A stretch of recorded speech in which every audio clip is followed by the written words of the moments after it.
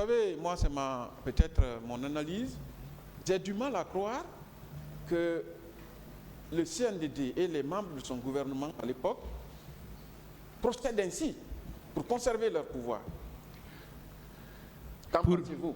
Pour moins que ça, il y a eu les événements du 22 janvier 2007 qui ont montré la barbarie lorsque, au niveau du pont du 8 novembre, que des hommes en uniforme descendent et arrosent des jeunes gens et que les gens tombent comme des mouches. C'était un précédent où on a fait croire que des Guinéens n'étaient pas capables de le faire. Et on a accusé des soldats venant de la Guinée-Bissau, mais tout cela montre qu'il y avait des situations inexplicables au niveau de certaines forces qui gouvernaient la Guinée. Il y a eu beaucoup de mutineries entre la période où le général Lansana Conté était profondément malade et son décès. Donc nous étions dans un contexte où le seul élément qui est utilisé, c'est la violence, c'est tout. Vous parlez de 2007. Vous vous rappelez du nombre de morts en 2007? On n'a pas les chiffres et là aussi, les mécanismes qui ont été constatés lors du massacre du 28 septembre, ce sont les mêmes mécanismes qui ont été utilisés. La disparition de corps, cette barbarie, cette violence, même des gens qui étaient réfugiés dans la mosquée Faisal n'ont pas pu être épargnés, à plus forte raison ceux qui étaient dans la rue. C'est pour dire que ceux qui ont vécu le 22 janvier 2007, nous avions intérêt à ce que cela ne puisse pas se répéter. C'est la raison pour laquelle nous avons incité le gouvernement à tout faire, à accélérer le processus avant le décès du général. Malheureusement, on n'a pas pu réussir à infléchir certaines pesanteurs et certains calculs politiciens. Donc, selon vous, il y avait également des rumeurs de la présence de mercenaires burkinabés en Guinée. À quel moment? Hein? À quel moment? Les crimes du 22 janvier 2007. Non, 22 janvier, puisque l'ampleur du massacre était inimaginable pour les Guinéens, oui.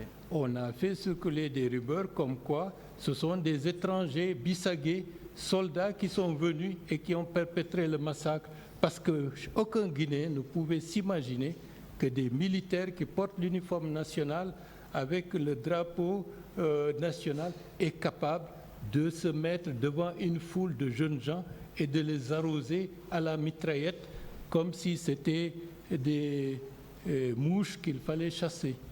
Donc la succession des deux événements fait asseoir votre conviction sur l'imputabilité de ce crime du 28 septembre aux militaires guinéens, c'est ça?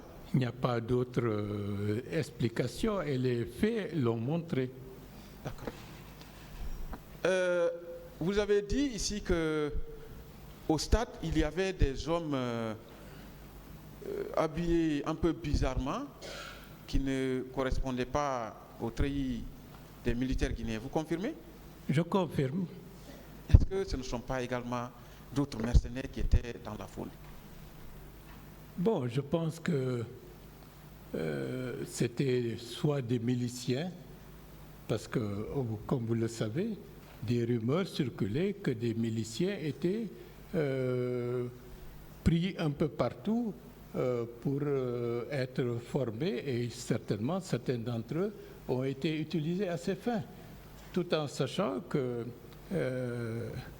les guerres du Libéria et de la Sierra Leone n'étaient pas si éloignées que ça, et des forces qui étaient liées aux guerres civiles auraient pu être réexportées vers la Guinée à des fins purement politiciennes. Est-ce que le CNDD à l'époque pouvait avoir des relations avec ces mercenaires libériens? Bon, ce sont des militaires, ils ont l'expérience des guerres. La Guinée forestière était régulièrement ensanglantée, donc ceci explique cela. Oui. Donc le fait que Lulumo d'ailleurs quittait la Guinée pour aller combattre au Libéria. Entre autres. Ouais. Est-ce que ça, ce n'est pas une piste à exploiter pour ce procès-là? Bon, c'est la raison pour laquelle la lumière doit être faite et le tribunal, je pense, contribuera à faire rétablir la lumière et que les personnes accusées, ce qui est souhaitable, c'est qu'elles jouent le jeu, non pas pour leur propre défense, mais pour permettre à la nation guinéenne d'exorciser un mal très profond qui est un vrai danger. Parce que, comme vous le constatez, aujourd'hui c'est le 28 septembre, mais par la suite il y a eu d'autres tragédies un peu partout. Et qui dit demain c'est où? Et c'est pour cela qu'il faut d'ores et déjà que tout cela soit stoppé de manière irrémédiable. Justement, c'est là mon inquiétude également. Et c'est ma préoccupation, M. Ba. Est-ce que vous ne pensez pas que d'autres, des auteurs peuvent être dans la nature ainsi que leurs complices? C'est la raison pour laquelle, pour la Guinée, pour son avenir, que les personnes accusées disent toute leur part de vérité. Ça permettra au pays de se soigner et de trouver des voies et moyens d'empêcher que d'autres crimes plus massifs, plus dangereux puissent se perpétuer et se perpétrer après. Vous avez parlé d'une arme qui était abandonnée au stade. Oui. C'était avant l'arrivée de Toumba ou bien après? Non, dans la bousculade, certainement, un militaire ou quelqu'un qui portait l'arme, cette arme est tombée. Est-ce que c'était volontaire? Est-ce que c'était fortuit? Est-ce que c'était un piège?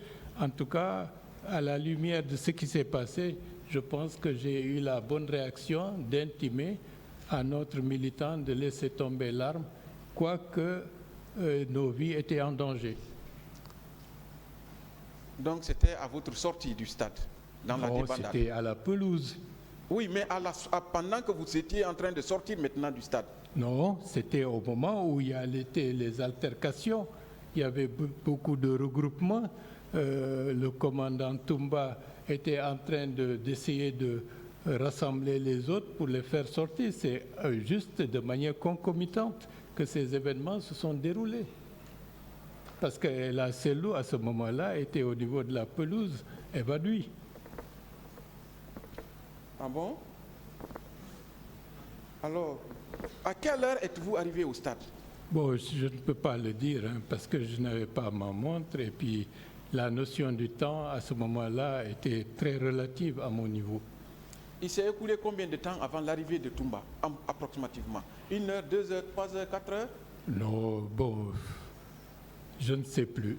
Peut-être 1 heure, 1h30 ou quelque chose comme ça. Est-ce que ce n'était pas aux environs de midi qu'il est venu? Je ne peux pas être affirmatif de manière précise. Vous êtes rentré avec Jean-Marie quand même au stade? Non, le doyen Jean-Marie, on l'avait laissé à domicile. On était déjà au stade, c'est lorsque, tout heureux, il serait porteur de messages qui pourraient satisfaire tout le monde, qu'il est venu au stade. C'est à ce moment-là qu'il a été intercepté. Et moi, je ne l'ai même pas vu arriver au niveau des gradins où on était assis à ce moment-là. C'est pendant cette période que tout a été,